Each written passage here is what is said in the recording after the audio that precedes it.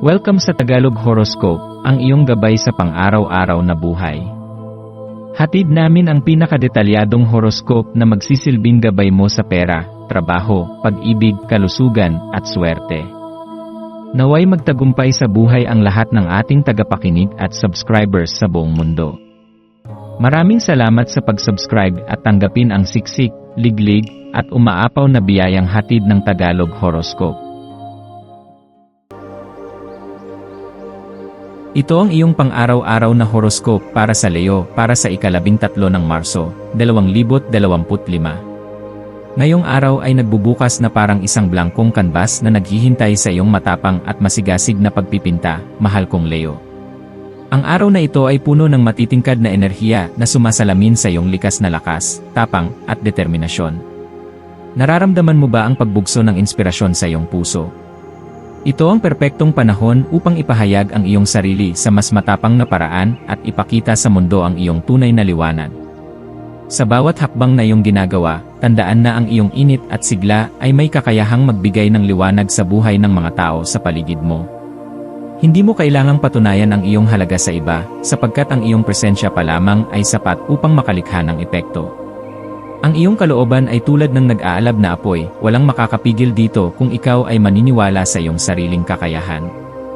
Ang araw na ito ay nagdadala rin ng malalim na damdamin ng proteksyon para sa mga mahal mo sa buhay. Maaaring maramdaman mong mas handa kang ipaglaban at alagaan ang mga taong pinakamalapit sa iyong puso. Ang iyong mapagkalingang espiritu ay nagsisilbing sandigan ng iba, at sa iyong presensya, sila ay nakakaramdam ng seguridad at katiwasayan. Habang ginagalugad mo ang araw, bigyang pansin kung paano binabago ng kasiyahan at positibong enerhiya ang iyong pananaw sa buhay.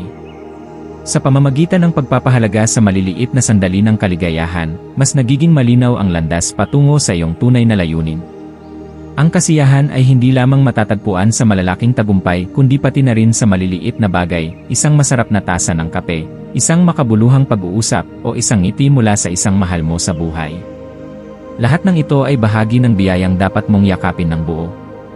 Dahil ang buwan ay kasalukuyang nasa Virgo, maaaring makaramdam ka ng masidhing pangangailangan na paghusayin ang iyong mga gawain at pagtuunan ng pansin ang mas mahahalagang bagay.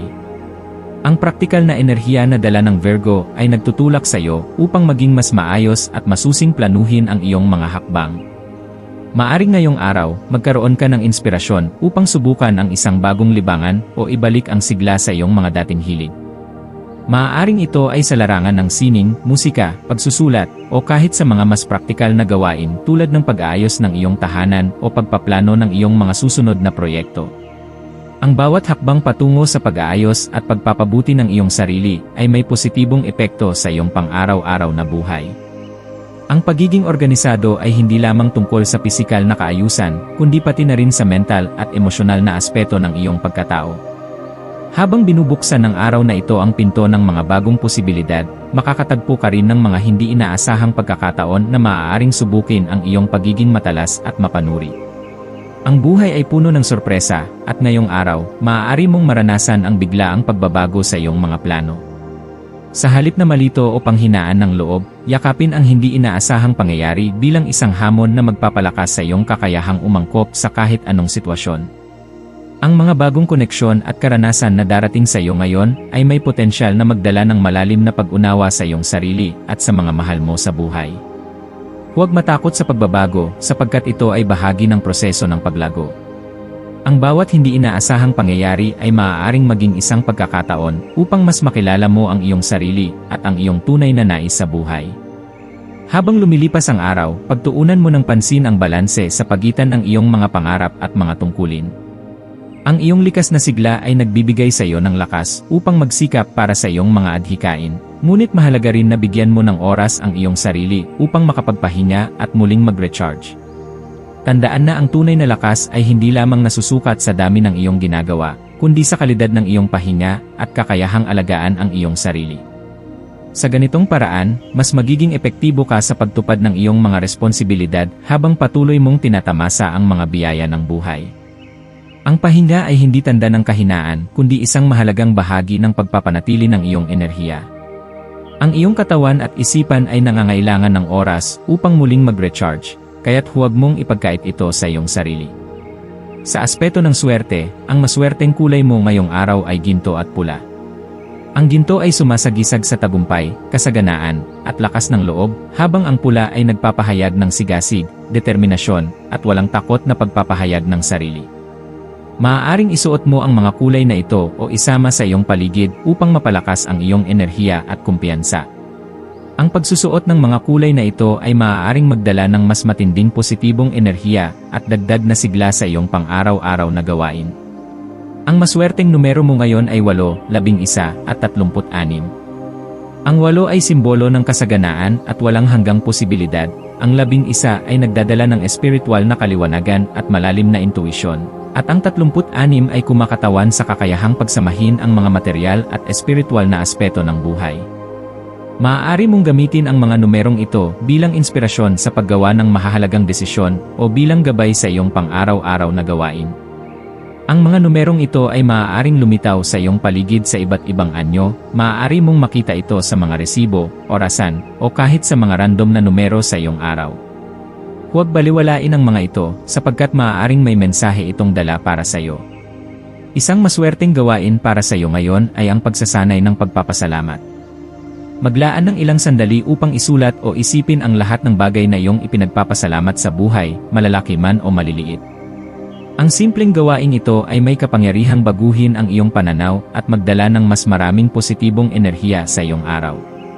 Ang pagpapasalamat ay isang malakas na kasangkapan upang mas mapanatili ang kasaganaan sa iyong buhay. Sa pamamagitan ng pagkilala sa mga biyayang natatanggap mo, mas nagiging bukas ka sa mas marami pang darating na pagpapala. Sa araw na ito, hayaang ang iyong puso ay mapuno ng pasasalamat at pagmamahal, at ang mundo ay magbabalik ng mas marami pang biyaya sa iyo. Sa pagtatapos ng araw, bigyan mo ng oras ang iyong sarili upang suriin ang lahat ng natutunan mo. Ano ang mga sandaling nagbigay sa iyo ng inspirasyon? Ano ang mga sitwasyon na nagturo sa iyo ng mahalagang aral? Yakapin mo ang bawat karanasan, maging ito man ay masaya o puno ng hamon, sapagkat ang bawat isa ay may hatid na kaalaman na maaaring maging gabay sa iyong hinaharap. Habang hinaharap mo ang bagong bukas, dalhin mo ang tapang, determinasyon, at pagmamahal na likas sa iyo bilang isang Leo. Ang mundo ay isang entablado, at ikaw ang bida sa iyong sariling kwento. Lumakad ng taas noo, puno ng tiwala sa sarili, at huwag matakot ipakita ang iyong liwanag. Ang iyong presensya ay isang biyaya sa mundong ito, ipagdiwang ito ng may buong puso at pananalig.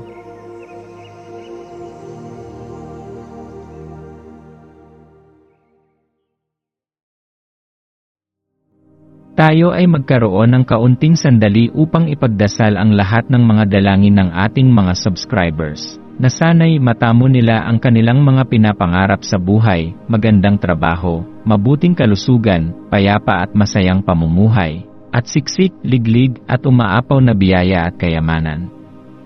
Ipinagdarasal namin ng mataimtim ang lahat ng mga komento sa nakaraang video, at hinihiling namin, Panginoon, na pagpalain mo ang ating mga subscribers ng masayang buhay sa mundong ibabaw. Maraming salamat po.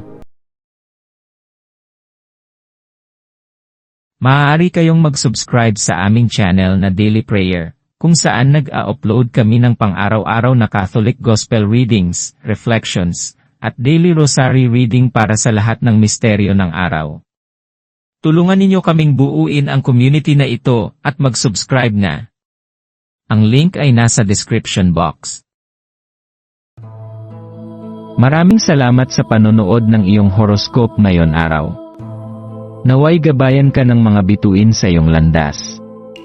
Huwag kalimutang mag-like, share, at subscribe para sa iba pang cosmic na kaalaman. Hanggang sa muli, manatiling konektado sa universo.